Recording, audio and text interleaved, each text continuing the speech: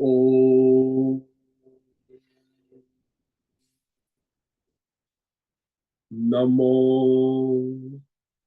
भगवते वासुदेवाय। ओम नमो भगवते वासुदेवाय। ओम नमो भगवते वासुदेवाय। ओम नमो भगवते वासुदेवाय। ओम नमो भगवते वासुदेवाय। ओम नमो भगवते वासुदेवाय। ओम नमो भगवते वासुदेवाय। ओम नमो भगवते वासुदेवाय। ओम नमो भगवते वासुदेवाय। ओम श्री परमात्मने नमो नमः। ओम गणपतये नमो नमः। ओम तं सरस्वत्यै नमो नमः। ओम गुरुभ्यो नमो नमः। ओम सहनाववतु सहनौ भुनक्तु सह वीर्यं करवावहै तेजस्विनावधीतमस्तु मा विद्विषावहै। ओम शांति शांति शांति। सदाशिव समारंभां शंकराचार्य मध्यम अस्मदाचार्य पर्यन्तां वंदे गुरु परंपराम्। ओम पार्थाय प्रतिबोधितां भगवतां नारायणेन स्वयं व्यासेन ग्रथितां पुराणं मध्ये महाभारतम् अद्वैतामृतवर्षिणीं भगवतीम् अष्टादशाध्यायिनीम् अम्ब त्वामनुसन्दधामि भगवद्गीते भवद्वेषिणीम्। वसुदेवसुतं देवं कंसचाणूरमर्दनं देवकी परमानन्दं कृष्णं वन्दे जगद्गुरुम्। नमस्ते परमं ब्रह्म सच्चिदानन्दरूपा निर्गुणाय नमस्तुभ्यम् ओंकाराय नमो नमः।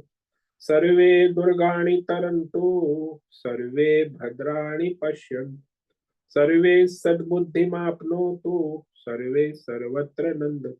ओम तत्सत। ओम ओम ओम। आप सभी ऑनलाइन नेटवर्क पर उपस्थित भगवद गीता श्रवण साधकों को आज प्रातः का ऋषिकेश से हमारा अभिवादन अभिनंदन अभिवंदन। हरि ही ओम हरि ही ओम हरि ही ओम। हम सबको आज का यह दिव्य दिन तन मन धन जन देश काल विषय वस्तु परिस्थिति अवस्थाएं अध्यात्म भौतिक दैविक क्षेत्र सभी को अपने अपने पूर्व में अनंत जन्मों में किए हुए संचित पाप पुण्य धर्म अधर्म मिश्र सकाम निष्काम कर्मों के पके हुए फल स्वरूप में वर्तमान में आज सभी को अपने अपने प्रारब्ध अनुसार परमेश्वरी अचिंत्य योग माया के माध्यम से प्रसाद स्वरूप में प्राप्त हुआ है। अतः आज का यह दिव्य दिन परमार्थ हेतु निष्काम सेवा यज्ञ देव यज्ञ ऋषि यज्ञ पितृ यज्ञ मानवता यज्ञ भूत प्राणी यज्ञ सात्विक दान शारीरिक वाचिक मानसी तप निष्काम कर्म योग ध्यान योग भक्ति योग ज्ञान योग साधना स्वाध्याय वेद शास्त्रों का अध्ययन अध्यापन उपासना आराधना के लिए समर्पित करे और करवावे। अत्यंत दुर्लभ मनुष्य जीवन को परमार्थ हेतु सार्थक करे और करवावे। आज विक्रम संवत 2081 आश्विन मास शुक्ल पक्ष की त्रयोदशी तिथि रात्रि 12:18 तक है। उसके बाद चतुर्दशी लग जाती है। आज है पूर्व भाद्रपद नक्षत्र। ये रात्रि 10:25 7 मिनट तक है। उसके बाद उत्तर भाद्रपद नक्षत्र लग जाता है। आज है सोमवार, भोलेनाथ शिव जी की आराधना उपासना का दिन है और शरद ऋतु चल रही है। यहाँ रात्रि का न्यूनतम तापमान 16 डिग्री रहा और दिन का अधिकतम तापमान 30 डिग्री। वायु की गति 10-15 किलोमीटर प्रति घंटा चल रही है। ईस्वी सन 2024, 14 अक्टूबर, 14 अक्टूबर 2024, सुबह के 7 बजने वाले हैं। कलयुग का प्रथम चरण 5125वां वर्ष, 7वां वैवस्वत मनवंतर, श्वेत वराह कल्प, ब्रह्मा जी का 26वां दिन और 51वां वर्ष चल रहा है। तो ऐसे अनंत कोटि ब्रह्मांडीय परमेश्वरी अचिंत्य योग माया में हमारा यह एक ब्रह्मांड, इस ब्रह्मांड में ये पृथ्वी लोक में समुद्र के ऊपर जम्बू द्वीप में विश्व का एकमात्र वैदिक राष्ट्र भारत में उत्तर हिमालय प्रांत में उत्तराखंड राज्य में टिहरी जिले में हिमालयन शिवालिक पर्वतमाला के अंतर्गत मणिकूट पर्वत के ऊपर नीलकंठ महादेव के सामने ऋषिकेश नगरी में मुनि की रेती प्रांत में शीशम जाड़ी अवधूत बाड़ा आश्रम के सी ब्लॉक के पहले माले से 5 नंबर कमरे से गंगा किनारे से हम स्वामी उत्तमानंद सरस्वती, भगवद गीता के आचार्य शिष्य स्वामी चिन्मयानंद सरस्वती महाराज, चिन्मय मिशन, कविलाद्वैत वेद व्यास भगवत पाद शंकराचार्य की श्रृंगेरी संन्यास परंपरा से शिक्षित दीक्षित सनातन वैदिक भारतीय हिंदू धर्म अनुसार संपूर्ण भगवद गीता ज्ञान यज्ञ ऑनलाइन चैतन्यमय जीवंत लाइव प्रसारण के अंतर्गत व्याख्यान माला में अध्याय 8 अक्षर ब्रह्म योग के श्लोक नंबर 9 पर संस्कृत एवं हिंदी में व्याख्यान करेंगे। दिव्य पवित्र सरल व्यावहारिक सटीक पूर्ण वर्ण अक्षर पद वाक्य पंक्ति श्लोक अध्यायों की संगति संधि अन्वय शब्दार्थ वाक्यार्थ भावार्थ रहस्यार्थ के यथार्थ तात्पर्य सहित वैदिक शास्त्र वेद व्यास साहित्य शंकर भाष्य एवं परंपरागत सन्यासी आचार्यों की टीका टिप्पणी सहित आज का यह भगवद गीता व्याख्यान करेंगे। कृपया आप सभी श्रद्धा भक्ति ध्यान से परिपूर्ण होकर के यह दिव्य श्रवण साधना करें। इसमें से कुछ ग्रहण करे, कुछ धारण करे, कुछ अपने जीवन में चरितार्थ करे और उसमें निरंतरता लाए। अपनी अपनी आध्यात्मिक भौतिक दैवी अशांति द्वंद्व मोह विक्षेप अधार्मिक अशास्त्रीय अपरंपरागत भ्रम भ्रांतियों से रहित होकर के अपने अपने शरीर इंद्रिय प्राण मन वचन कर्म और बुद्धि से एक रूप एकाग्र होकर के शुद्ध सात्विक सूक्ष्म वेद शास्त्र एवं आचार्य परंपरा अनुसार विवेक बुद्धि करे। पुनः पुनः इस व्याख्यान का श्रवण करे, मनन करे, चिंतन करे, लेखन करे, चर्चा विचारणा करे, प्रचार प्रसार करे, लिंक भेजे, ग्रुप में शेयर करे, अपना और सबका परम कल्याण करे और करवावे। ओम तत्सत। ओम ओम ओम।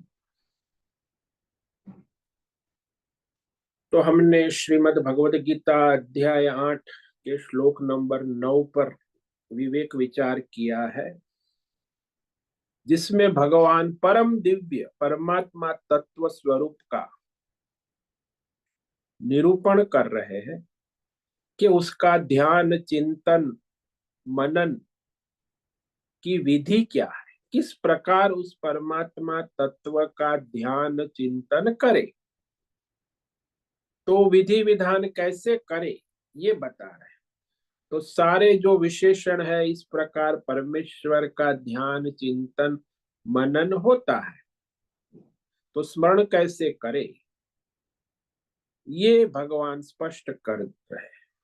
कविम पुराणम अनुशासितारम अणोरणीयाननुस्मरेद्य सर्वस्य धातारमचिन्त्य रूपम् आदित्यवर्णं तमसः परस्तात्।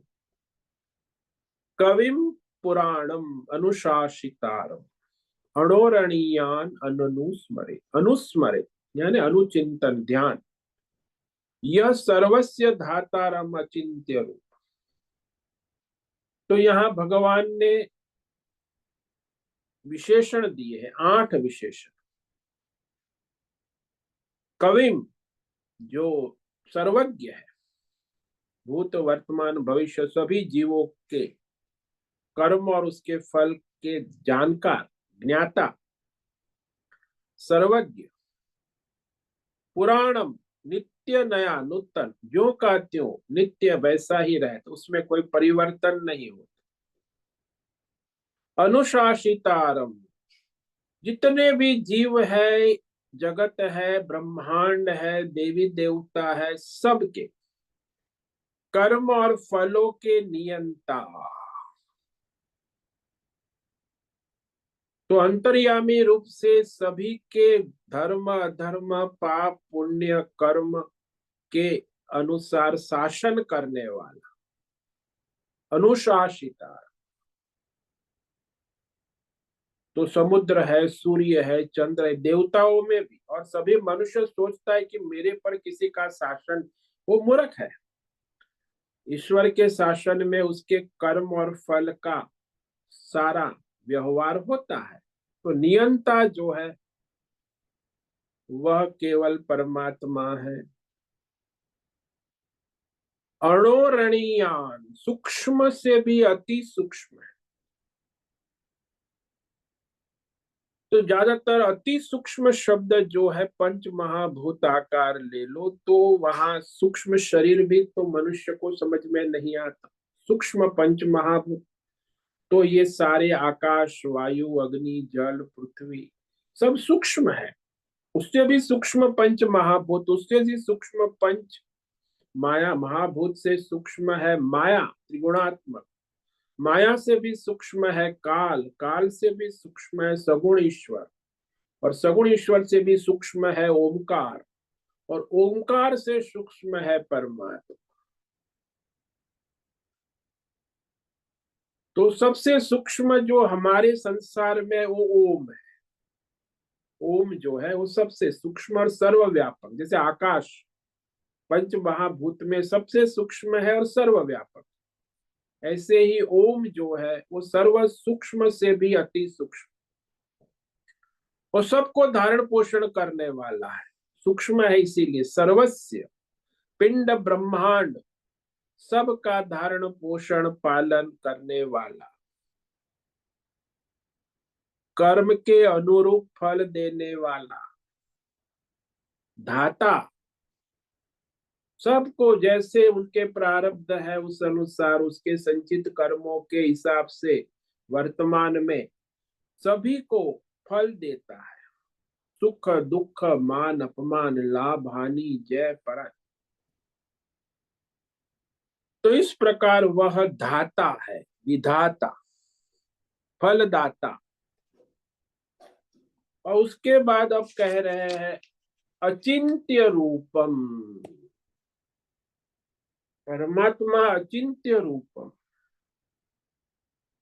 क्योंकि वो परमात्मा निर्गुण है ना, और निर्गुण स्वरूप का चिंतन हम कर नहीं सकते, क्योंकि हमारी बुद्धि का अंतकरण वृत्ति का विषय नहीं है, प्रवृत्ति का विषय नहीं है।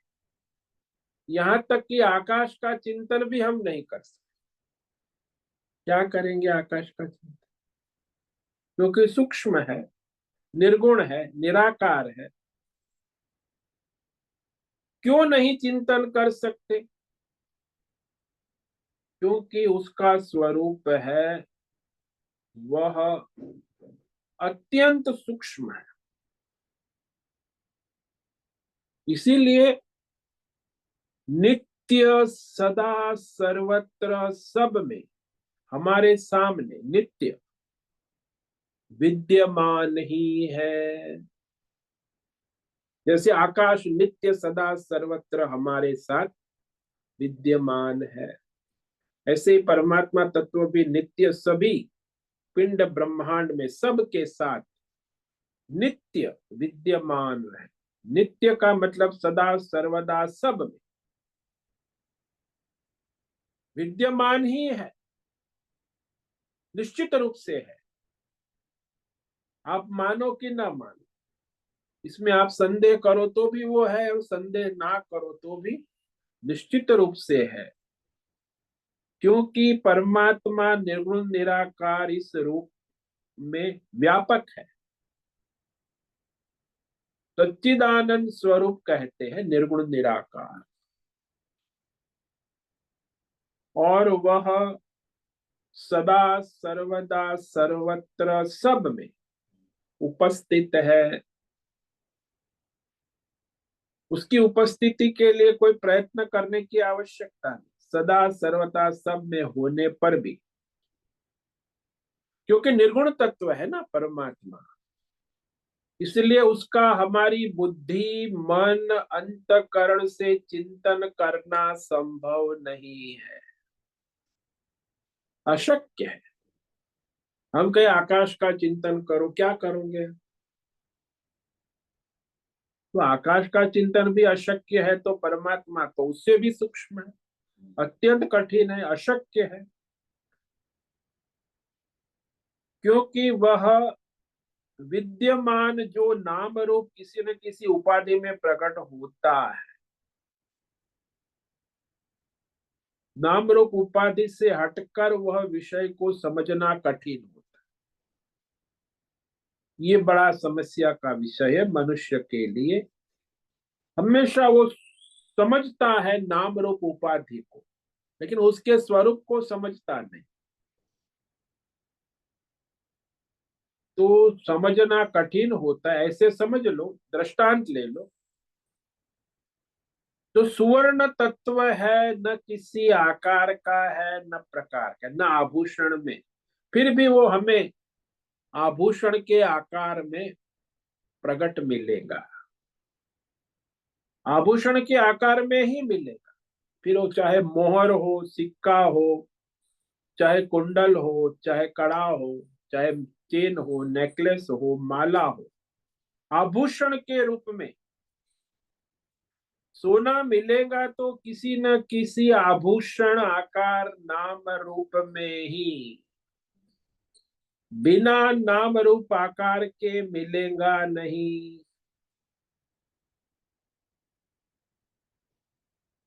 अब आभूषण नाम रूप आकार को छोड़कर सोने के तत्व का तत्वतः चिंतन हम लोगों के लिए कठिन हो जाए।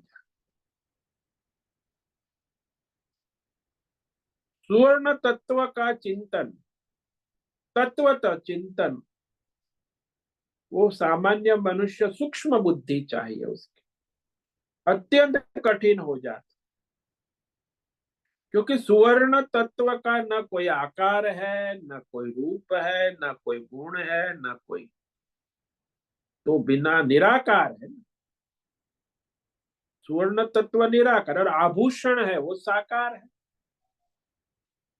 तो साकार का तो हम चिंतन कर लेते हैं, लेकिन निराकार का संभव,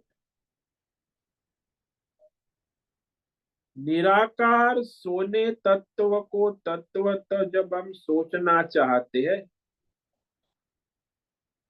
तो उसकी विशेषता है चमकता है, पीला रंग है,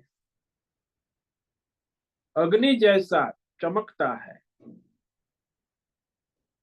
फिर भी हमें किसी भी आभूषण नाम रूप आकार से सुवर्ण तत्व को देखना पड़ेगा कि भाई सारे नाम रूप आभाषण सोने में ही मिलेंगे, सुवर्ण से अलग कोई नहीं।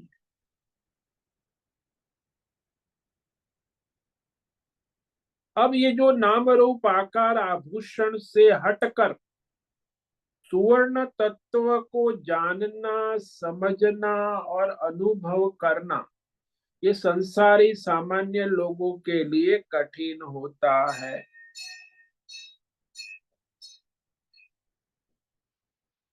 तो इसी प्रकार संसार में जो भौतिक अध्यात्म देव विषय नाम रूप पदार्थ हमारे सामने आते जाते हैं नित्य सुबह से शाम,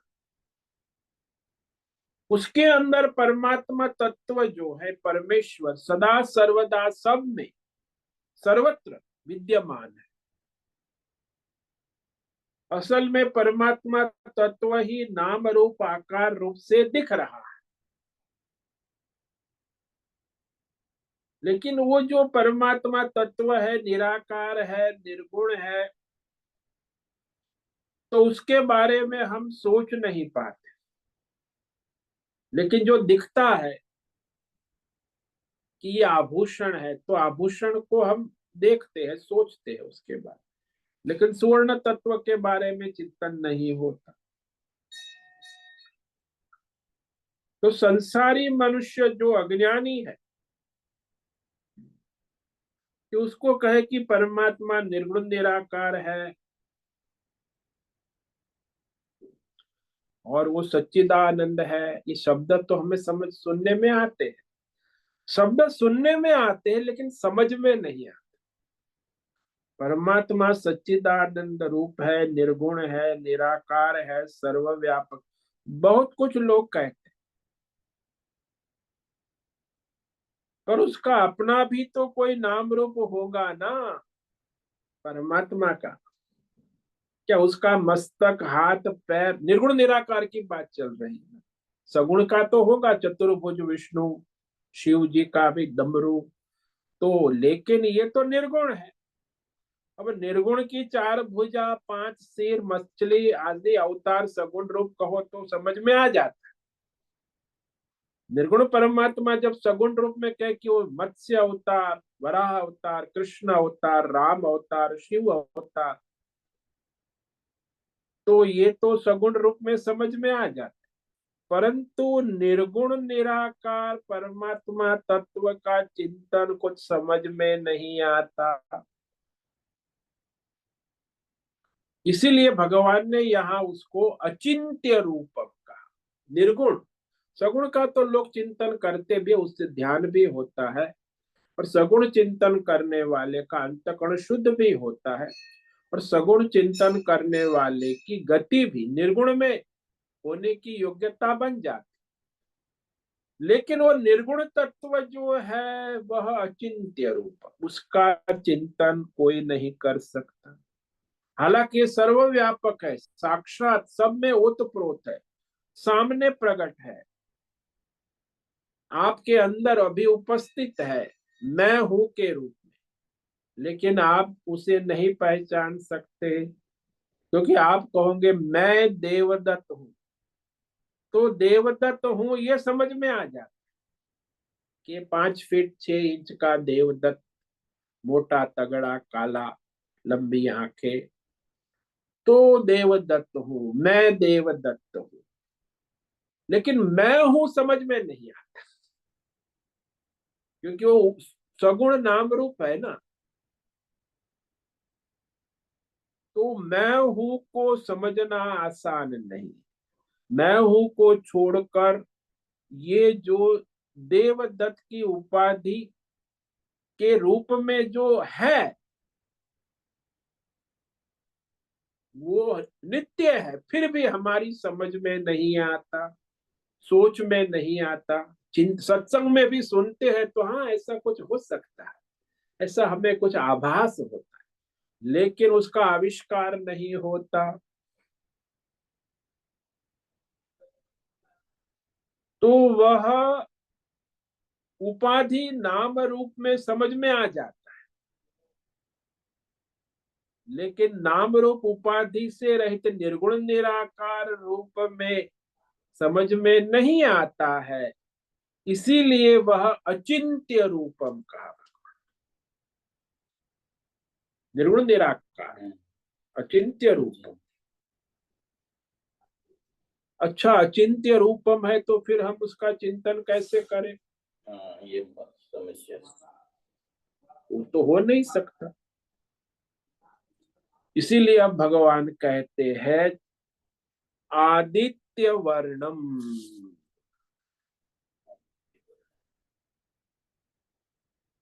आदित्य वर्णम के सूर्य के समान नित्य चैतन्यमय प्रकाश स्वरूप। जैसे सूर्य कुछ भी सामने आवे उसको प्रकाशित कर देता है, कोई भी विषय आवे सूर्य प्रकाश में विषय प्रकाशित कर देता है। तो सूर्य अपने प्रकाश से कोई भी विषय को प्रकाशित, इसी प्रकार परमात्मा भी उसके सामने जो भी नाम रूप उपाधि भौतिक अध्यात्म दैव विषय आता है तो उसको वह ज्यों का त्यों प्रकाशित कर देते हैं। अब प्रकाशित करने वाला जो है विषय संसार में वो सूर्य है। ये याद रखना कि प्रकाशित करने वाला संसार के सभी विषयों को प्रकाशित करने वाला सूर्य है, सूर्य प्रकाश। परंतु कुछ विषय ऐसे होंगे उसको प्रकाशित करेगा, विषय होगा तभी तो प्रकाशित करेगा ना। अगर कोई विषय ही नहीं रहा है तो कैसे प्रकाशित करेगा। विषय के अभाव में वहां हमें प्रकाश की प्रतीति नहीं होती है। विषय है तो प्रकाश की प्रतीति होती, विषय के अभाव में प्रकाश की प्रतीति नहीं होती। तो प्रकाश है फिर भी, क्योंकि पृथ्वी के आसपास वायुमंडल में चारों तरफ सूक्ष्म तरसरेणु घूम रहे हैं। उन्हें हम जब खिड़की से सूर्य किरण आती है तो देखते हैं, छोटे छोटे सारे त्रसणु, उसे सूर्य प्रकाशित करता है और चारों ओर रोशनी प्रकाश हमें दिखता है। परंतु आप यदि पृथ्वी मंडल के बाहर अंतरिक्ष में चले जाएंगे तो वहां त्रसरेणु होते ही नहीं। तो अंतरिक्ष में सूर्य के रहते हुए भी अंधकार नजर आता है। हाँ, चमकता हुआ सूर्य दिखेगा लेकिन प्रकाश नहीं दिखेगा। पृथ्वी पर ही हमें सूर्य दिखने पर चारों तरफ हमको प्रकाश दिखता है, ऐसे वहां अंतरिक्ष में नहीं दिखेगा। जैसे दृष्टांत ले लो कि हमारी जो सुषुप्ति अवस्था है, गहरी नींद में हमें कोई संसार दृश्य का अभाव हो जाए, संसार नहीं दिखता, कोई भी भौतिक अध्यात्म दैव दृश्य का संपूर्ण अभाव गहरी नींद में सुषुप्त अवस्था में हम में होता है, कोई भी विषय नहीं है। लेकिन वहां भी हमारा आत्म प्रकाशित हो रहा है, वहां आत्मा नजर आता है, कुछ नहीं अर्थात कुछ नहीं के रूप, किसी प्रकार के विषय ज्ञान रूप प्रकाश का भान नहीं हो, क्योंकि विषय नहीं है ना, विषय को प्रकाशित नहीं करता, इसीलिए वो कुछ नहीं के रूप में प्रकाशित होता है। सुषुप्ति में कोई विषय नहीं है लेकिन हम जानते हैं, तो वहां आत्म चैतन्य प्रकाशित है, कुछ नहीं है, किसी प्रकार के विषय ज्ञान का प्रकाश का भान नहीं होता, लेकिन आत्मा प्रकाश है। क्योंकि विषय प्रकाश, विषय ज्ञान का प्रकाश एक तो होता है ज्ञान प्रकाश और एक होता है विषय प्रकाश। विषय ज्ञान रूप प्रकाश के लिए हमें अहंकार वृत्ति चाहिए, विषय प्रकाशित करने के लिए। मैं देख रहा हूं, तो विषय को देख रहा हूं, तो वहां मैं भी होना आवश्यक है, विषय भी होना और हूं भी होना आवश्यक। अहंकार के द्वारा विषय प्रकाशित आत्मा के द्वारा होता है, अहंकार के माध्यम से होता है। लेकिन वहां अंतःकरण भी शांत है, हम सो गए हैं, सुषुप्ति में है, अंतःकरण नहीं रह जाता, तो अहंकार की वृत्ति भी नहीं रह जाती, तो विषय प्रकाशित करने को कुछ नहीं रहा। इसीलिए सामान्यतः ऐसा लगता है कि वहां प्रकाश नहीं था, लेकिन सुषुप्ति में भी आत्मा का प्रकाश है। कई दार्शनिक तो ऐसा मानते कि सुषुप्ति में आत्मा का अभाव हो जाता। अरे, आत्मा का अभाव होगा तो तुम्हें कैसे पता चले जगने के बाद कि मैं ठीक से सोया? तो आत्मा का प्रकाश है, लेकिन हमें पता नहीं चलता, क्योंकि वहां दृश्य जगत नहीं होने के कारण आत्मा प्रकाश नहीं है ऐसी हमें प्रतीति होती है, लेकिन नहीं है ऐसी प्रतीति, क्योंकि कोई विषय ही नहीं है प्रकाशित करने के। लेकिन जब मैं जग जाता हूं तो मैं कहता हूं कि मैं सोया, वहां मैं कुछ नहीं जाना, लेकिन मैं सुख से सोया था। तो सुषुप्ति की स्मृति कैसे हुई? कोई था तभी तो स्मृति हुई ना, मैं था, आत्मा, आत्मस्मृति है।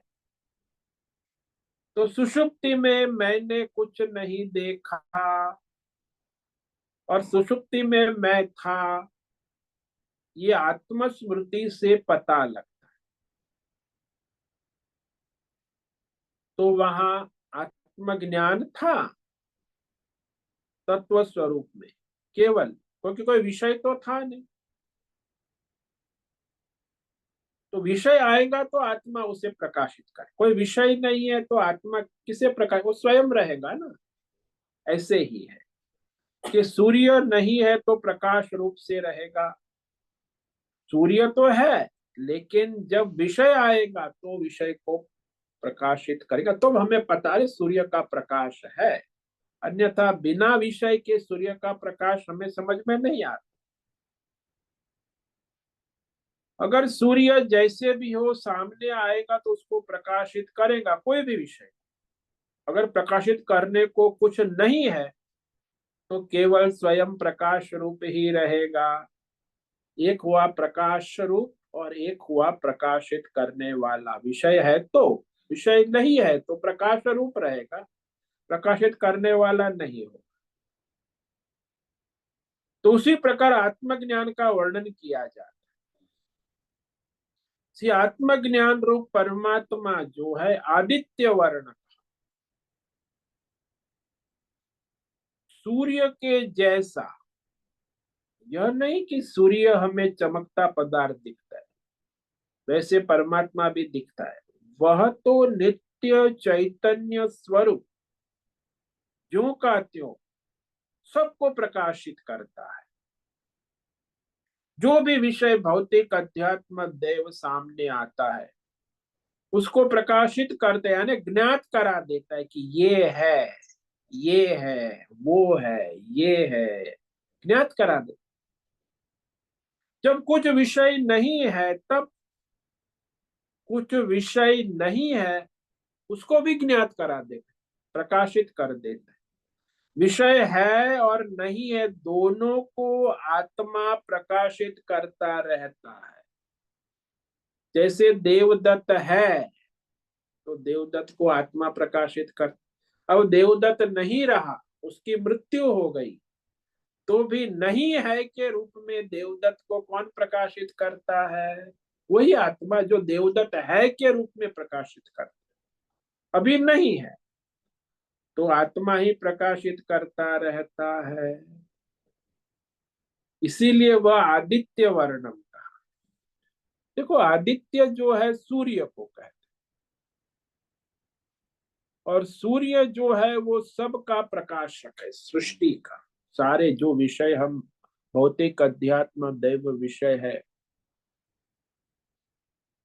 तो सूर्य के वैसे वर्ण रूप स्वरूप 12 वर्ण का है आदित्य वर्णम में।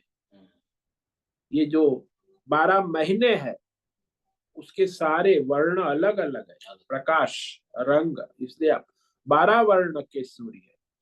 अभी जो चल रहा है ये आश्विन मास, आश्विन मास का वर्ण अलग है, कार्तिक मास का अलग है।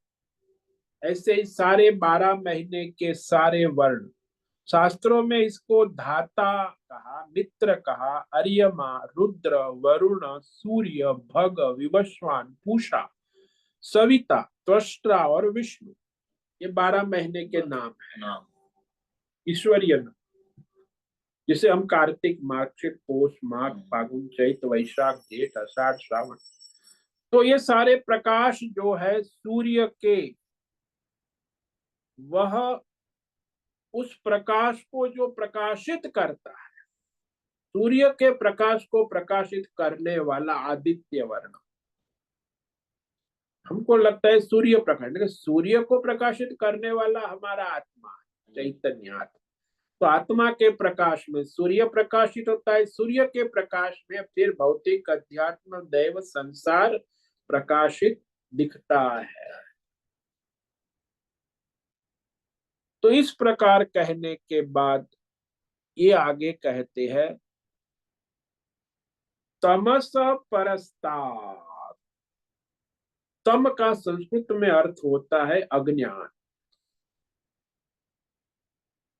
यानी परमात्मा अज्ञान से पूर्णतः रहित है, हमारी आत्मा भी अज्ञान से रहित है। तो हम अज्ञानी कैसे हो गए ये भी आश्चर्य है, क्योंकि आत्मा अज्ञान से रहित है। अज्ञान का उससे कोई रिश्ता ही नहीं है। जैसे अंधेरा होता है, अंधेरे का प्रकाश से कोई रिश्ता ही नहीं, प्रकाश अंधेरे से रहित है, फिर भी हमें अंधेरा दिखता है, प्रकाश के अभाव, प्रकाश के अभाव में अंधेरा दिखता है। लेकिन वास्तव में अंधेरे का प्रकाश से कोई लेना देना ही नहीं। ये बड़ी विलक्षण बात की है, फिर भी नहीं है, ये विवेक करना आवश्यक है। तो अच्छा भाई, ये अज्ञान कहाँ रहता है ये बताओ। तो कहते हैं आत्मज्ञान में ही अज्ञान रहता है, आत्मज्ञान के प्रकाश, अज्ञान रूपी अंधेरा रहता है।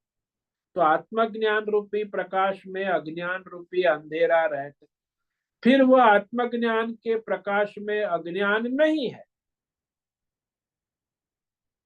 अज्ञान रहता है आत्मज्ञान के प्रकाश में, लगता है कि आत्मज्ञान में अज्ञान होगा, पर आत्मज्ञान में बिना अज्ञान हुए ही अज्ञान रहता, आत्मज्ञान में बिना अज्ञान हुए ही। तो ये बड़ा विलक्षण है, आत्मज्ञान में बिना अज्ञान हुए ही अज्ञान रहता है। आत्मज्ञान के प्रकाश में ऐसे सूर्य प्रकाश है, प्रकाश में अंधकार बिना उसे अंधेरा किए हुए रहता है। प्रकाश में, प्रकाश में अंधकार बिना अंधकार किए हुए रहता है। ठीक जिस प्रकार दूसरा दृष्टांत ले ले कि रस्सी में सांप बिना होते हुए भी दिखता है, वहां तो सांप है ही नहीं, रस्सी ही पड़ी है अंधेरे में, अंधकार में। क्योंकि हमें रस्सी का अज्ञान है, इसीलिए हमें क्या दिखता है, सर्प दिखता है। रस्सी में सांप बिना हुए ही रहता है, सांप रहेगा रस्सी में, और कहाँ रहेगा, ऐसे ही। हाँ ऐसे ही, फिर भी रस्सी में सांप है ही नहीं। वही इस प्रकार अज्ञान आत्मज्ञान में रहेगा, आत्मा के प्रकाश में, परंतु वस्तु तो वो आत्मा के प्रकाश में है ही नहीं। रहेगा, हाँ रहेगा, लेकिन है नहीं। तो आत्मज्ञान में अज्ञान भी अज्ञान से ही रहता है। ज्ञान से अज्ञान के कारण ही आत्मज्ञान के प्रकाश में अज्ञान की प्रतीति होती है। प्रतीति है। अज्ञान दोनों काम कर लेता है, स्वयं को और अपने सभी कार्य, संसार कार्य को, दोनों को धारण कर। जैसे वो सर्प है, रज्जु का अज्ञान है तो दो कार्य कर देता है, सर्प को प्रकट कर देते और सबके सारे कर्म को भी दिखाने लगता है। तो अज्ञान दो कार्य कर, तो वो विषय को प्रकट कर देता है और विषय के सारे कामना, कर्म और फल को भी प्रकट कर देता है। तो विषय को प्रकट करना और कर्म को, विषय जो है उसके फल, जैसे वो रज्जू है सर्प को प्रकट कर देती है और सर्प के कर्म को भी प्रकट कर, दोनों काम। डंडा लेके हाँ, तो दोनों काम करता है। वैसे ही यहाँ आत्मा के अज्ञान से, अज्ञान जो है दो काम करता है। एक तो वह उपाधि को प्रकट कर देता है और फिर उपाधि के कर्म को प्रकट कर देता है, कामना और कर्म। तो इस तरह वह अज्ञान उसे घुमाता है। तो इस तरह अपने सभी कार्यों को कौन धारण करता है? आत्मज्ञान प्रकाश। अज्ञान क्या धारण? अज्ञान से ही आत्मज्ञान में अज्ञान रहता है। हालांकि है नहीं, प्रकाश है। वास्तविक रूप में अज्ञान परमात्मा में है ही नहीं, इसीलिए कहा तमस परस्तार।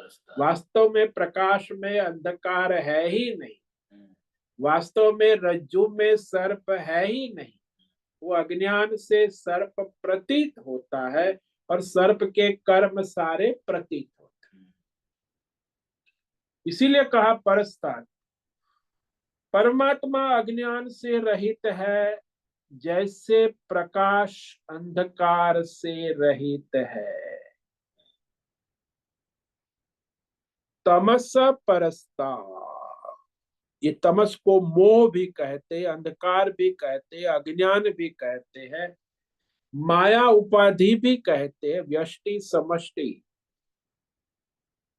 तो वह उससे रहित है, यानी परमात्मा समष्टि माया से भी रहित है, काल से भी रहित है, ये जीव की उपाधि से भी रहित है, और वह संसार की मोह माया से भी रहित है। ऐसा वह अति शुद्ध परमात्मा स्वरूप है। परस्तार यानी अज्ञान से पूर्णतः रहित है, शुद्ध, सात्विक, पूर्ण, परिपूर्ण है। तो इस प्रकार क्या करें? बोले इस प्रकार अनुस्मरे, अनुस्मरण करे। देखो, स्मरण नहीं कहा, ये सूक्ष्म है। अनुस्मरण, अनुचिंतन, निरंतर, बार बार अनुस्मरण, अनुचिंतन करे, दीर्घ काल पर्यंत करे, निरंतर करे, आजीवन करे। ये अनुस्मरत का, अनुचिंतन। ऐसा नहीं कि अभी आपने कर लिया फिर दोबारा करे, फिर दोबारा करे। जैसे आज हमने चिंतन किया, अनुचिंतन, बीच में भूल जाते फिर करो यार। हाँ, तो ये कविम पुराणम, ये सारा जो है अनुचिंतन का, अनुस्मरण का भगवान ने कहा, निरंतर, आजीवन, तभी अंतिम समय में उसका स्मरण होगा। ऐसा नहीं कि अभी आधा घंटा स्वामी जी ने कह दिया, हमने स्मरण कर लिया, तो फिर वो क्या आगे रहेगा? नहीं, निरंतर करते रहना, दीर्घ काल तक, आजीवन, बार बार। तो फिर वह उसका जो है अंत समय में भी परमात्मा का स्मरण बना रहता है। तो ये जो सारे 8 विशेषण जो निर्गुण निराकार परमेश्वर तत्व का चिंतन है, इसमें सगुण कोई नाम रूप उपाधि नहीं। कविं पुराणम अनुशासितारम से लेके तमस परस्ता तक, ये 8 विशेषणों का क्रम से अनुचिंतन परमार्थ तत्व का अनुस्मरण करना है। इसके फलस्वरूप क्या होगा? बोले परम तत्व की प्राप्ति होगी। तो इस श्लोक का संबंध अभी आगे के श्लोक के साथ है। तो इस अनुचिंतन के लिए क्या साधना करनी होगी, क्या साधन करने होंगे? मूल प्रश्न था ना कि मरते समय परमात्मा का चिंतन कैसे किया जाए, जिसे जानना है, मरते समय जानना है ना, वह कैसा है ये बता दिया। अब वो जो परमात्मा ध्येय रूप बता दिया, अब उसका जो मृत्यु के अंतिम काल में जानना कैसे होगा, अंतिम काल में, ये बताएंगे आगे श्लोक नंबर 10 में। ये श्लोक तो आज पढ़ेंगे, इस पर विचार कल करेंगे। प्रयाण काले मनसा चलेना भक्त्या युक्तो योग बलेन चैव भ्रुवोर्मध्ये प्राणमावेश्य सम्यक् सतम परम पुरुषमुपैति दिव्यम। अब प्रयाण काल में कैसे चिंतन कर, ये बता रहे हैं कि वह परमात्मा की अनन्य भक्ति स्मरण से प्रयाण काले भक्त्या युक्त, एकत्व ज्ञान युक्त, अंत काल में भी आत्मयोग बलेन भ्रुवोर मध्य, अपनी भ्रुकुटी के मध्य में प्राणम सम्यक आवेश, प्राण को सम्यक प्रकार से स्थापित करे। फिर अचले न, अचल मन से, अचल इंद्रिय मन बुद्धि स्थिर करके इस प्रकार कविं पुराणम अनुशासितारम परमात्मा का अनुस्मरण करता हुआ वह उस दिव्य परम पुरुष परमात्मा को ही प्राप्त होता है। ये जो कहा, इस प्रकार यदि अनुस्मरण करके वो छोड़ता है, कविं पुराणम अनुशासितारम अणोरणीया, उस प्रकार चिंतन करते हुए कोई भी मनुष्य शरीर छोड़ता है तो उस दिव्य परम परमात्मा को ही प्राप्त हो। तम दिव्यम परमम, परमम कहा है, परमेश्वर निर्गुण निराकार परमम पुरुषम परमात्मा को ही एवं उपैति प्राप्त होता है। जैसे घंटे की घंटी है, टन क्या, तो उसकी जो गूंज है आकाश में, फिर वो व्याप्त लीन हो जाती, आकाश में, सर्वव्यापक आकाश में लीन हो जाती, ऐसे ही वो अपने स्वरूप में लीन हो जाती। तो इस पर हम कल विचार करेंगे। तो आज जो हमने श्लोक नंबर 9 पर विचार किया, उसमें जो अचिंत्य रूपम आदित्य वर्णम तमस 3 विशेषणों पर आज हमने विचार मनन किया है। संक्षेप में देख लेते हैं। ये अनुस्मरण अनुचिंतन की विधि बता कि कैसे उस परमात्मा का अनुस्मरण अनुचिंतन करे, ध्यान करे।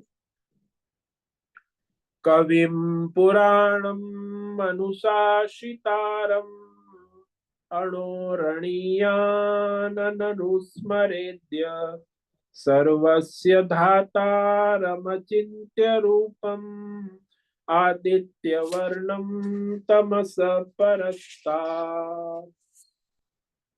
तो कविम कहा सर्वज्ञ,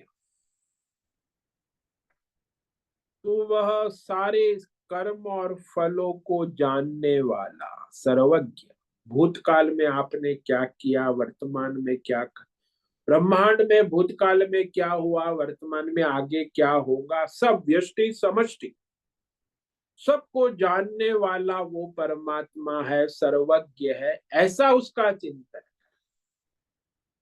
अनुचिंतन। पुराणम यानी नित्य नूतन, जो का त्यों, जैसा सृष्टि के प्रारंभ के पहले था, सृष्टि के बाद सृष्टि में और सृष्टि के लय होने के बाद वो ऐसा है, जैसा है वैसा ही रहता। जैसे आभूषण उत्पन्न होने से पहले भी सुवर्ण था, आभूषण के बाद आभूषण को पिघाल के लय हो गया तो भी सुवर्ण ही सुवर्ण रहता। सुवर्ण तत्व में कोई परिवर्तन विकार नहीं आता। ऐसे वो जो का त्यों पुराणम अनादि है, अनुशासितारम, सारे भौतिक अध्यात्म दैव पिंड ब्रह्मांड सब का अनुशासन करने वाला, अंतर्यामी रूप से सभी को उनके कर्मों के अनुसार फल देने वाला, शासन करने वाला, अनुशासन करने वाला, प्रशासक। सूर्य को समय से चलाने वाला, चंद्रमा भी, पूर्णिमा आ रही है तो सब अपने अपने कार्य, ऋतु है, अनुशासन सब में उसका। अणोरणीयान, सूक्ष्म से सूक्ष्म, आकाश से सूक्ष्म प्रकृति माया, माया से सूक्ष्म काल, काल में सूक्ष्म सगुण ईश्वर, सगुण ईश्वर से सूक्ष्म निर्गुण निराकार परमेश्वर। इसलिए अणोरणीयान, सूक्ष्म से भी अति सूक्ष्म। और कैसा? सर्वस्य धातारम, सबका धारण पोषण करने वाला, कर्म फल दाता, कर्म के अनुरूप फल देने वाला, विधाता। तो कर्मों का फल तो वही देता है। इस तरह वह सबका धारण पोषण कर सारी सृष्टि को चलाता है। अचिंत्य रूपम, निर्गुण निराकार है, इसीलिए वो अचिंत्य रूपम। चिंतन किसका होता है? बोले जो उपाधि नाम रूप गुण है। जब नाम रूप गुण उपाधि रहित है तो चिंतन कैसे होगा? इसलिए उपाधि को प्रकाशित करने वाला प्रकाशक अचिंत्य रूप। आदित्य वर्णम, सूर्य के समान चैतन्यमय, सबको प्रकाशित करने वाला, सूर्य को भी प्रकाशित कर, और सूर्य के प्रकाश में प्रकाशित होने वाले सारे विषयों को भी प्रकाशित कर। आदित्य वर्णम, चैतन्यमय प्रकाश स्वरूप। तमस परस्तात्, अज्ञान से अति रहित। हाँ, परस्तात् यानी रहित, अति शुद्ध, सूक्ष्म, अज्ञान से पूर्णतः रहित। तमस नहीं है, तमस नहीं, तमस नाम की चीज उसमें संभव ही नहीं। जैसे प्रकाश में अंधकार संभव नहीं, वो प्रकाश स्वरूप है परमात्मा, तो उसमें अज्ञान अंधकार नाम की कोई चीज संभव नहीं। इस प्रकार परमात्मा का अनुस्मरण करे, अनुचिंतन करे। कब करे? अभी से शुरू करे तो अंत काल में भी स्मरण होगा, नहीं तो कहां से होगा? तो वो फिर आगे उसका अनुस्मरण किस इस क्रम करे, वो कह रहे हैं, इस पर हम कल विचार करें। ओम नमो नारायणाय, ओम नमो नारायणाय, ओम नमो नारायणाय, ओम नमो नारायणाय, ओम नमो नारायणाय। कायेन वाचा मनसेन्द्रियेण वा बुद्ध्यात्मना वा प्रकृते स्वभाव करोमि यद्यत् सकलं परस्मै नारायणायेति समर्पयामि। ओम सर्वे भवन्तु सुखिनः, सर्वे सन्तु निरामयाः, सर्वे भद्राणि पश्यन्तु, मा कश्चित् दुःखमाप्नुयात्। अस्तु मा सद्गमय, तमसो मा ज्योतिर्गमय, मृत्योर्मा मृतंगमय। ओम पूर्णमद पूर्णमिदं पूर्णात् पूर्णमुदच्यते, पूर्णस्य पूर्णमादाय पूर्णमेवावशिष्यते। ओम शांति शांति शांति। शंकरं शंकराचार्यं केशवं बादरायणं सूत्र भाष्य कृतौ वंदे भगवन्तौ पुनः पुनः ईश्वरो गुरुरात्मेति मूर्ति भेद विभाग व्योमवद् व्याप्त देहाय दक्षिणामूर्तये नमो नमः। ओम गुं गुरुभ्यो नमो नमः। ओम तत्सत् ब्रह्मार्पणमस्तु। ओम ओम ओम।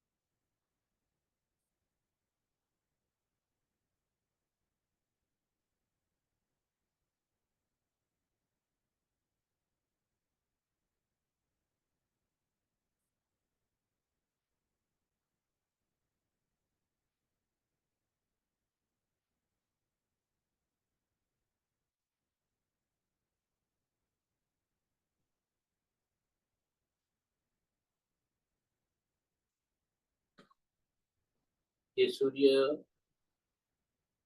एक सूर्य ऊपर का 7 लोग, नीचे का पाताल 7 लोग, सबको एक ही सूर्य प्रकाशित करता होगा।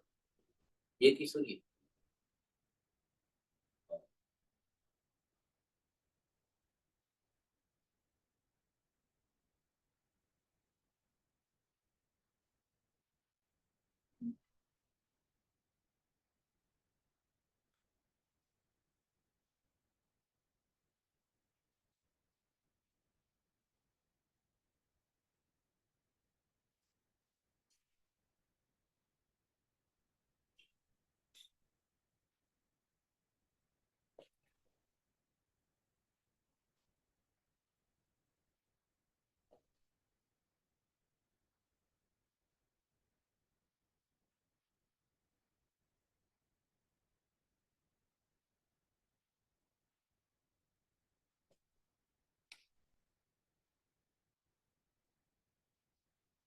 किसी को कोई प्रश्न है पूछ सकते हैं।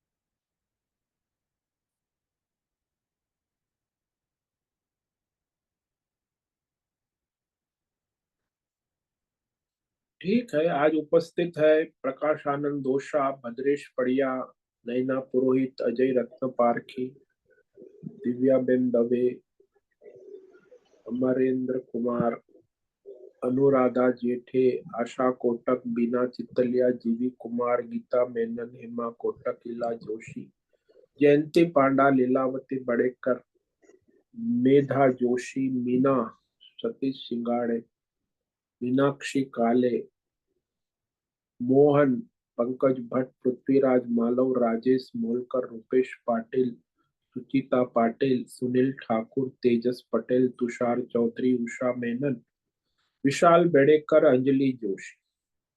तो बाकी कुछ साधक यूट्यूब पर लाइव देख रहे हैं। सभी को आज का ओम नमो नारायणाय। सबको आज का ओम नमो नारायण। ओम नमो नारायण स्वामी। ओम नमो नारायण। ओम नमो नारायणाय स्वामी। ओम नमो नारायण। वो से निवेदन है आज का सत्संग पूर्ण करें। ओम नमो नारायण स्वामी जी।